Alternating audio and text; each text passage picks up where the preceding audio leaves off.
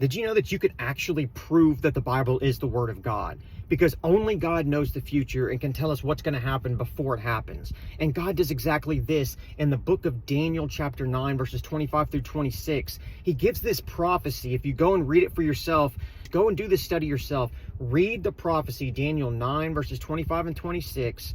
It gives us a prophecy about how many sets of seven, 62 sets of seven plus 7 sets of 7, which ends up being like 483 years or something from the time that the command is given to rebuild Jerusalem, which we can see is written down for us later on after this in Nehemiah chapter 2, where King Artaxerxes gives this command for the Israelites to go and rebuild Jerusalem, and that takes place in 445 BC because it happens in the 20th year of the reign of Artaxerxes, so you can do the math and everything.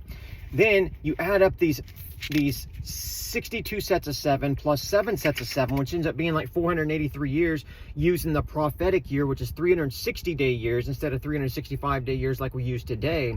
And you add all that up together, it ends up being like 173,880 days from 445 BC going forward, ends up pinpointing exactly sometime between 32 and 33 AD, which is the exact time that Jesus was in the middle of his ministry or getting ready to be crucified toward the end of it. Now, some scholars have done the math and pinpointed to exactly the week that Jesus rode his donkey into Jerusalem, revealing himself to everyone as the Messiah.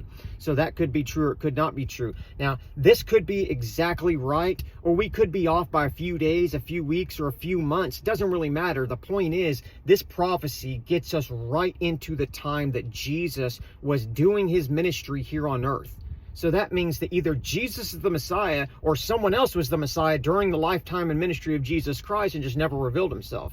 But either way, this prophecy proves that the Bible is the Word of God, because it tells us hundreds and hundreds of years before Jesus came into the earth that Jesus was going to appear sometime between 32 and 33 AD. Now, some people try to explain this away by saying, oh, these prophecies were just added later on or whatever.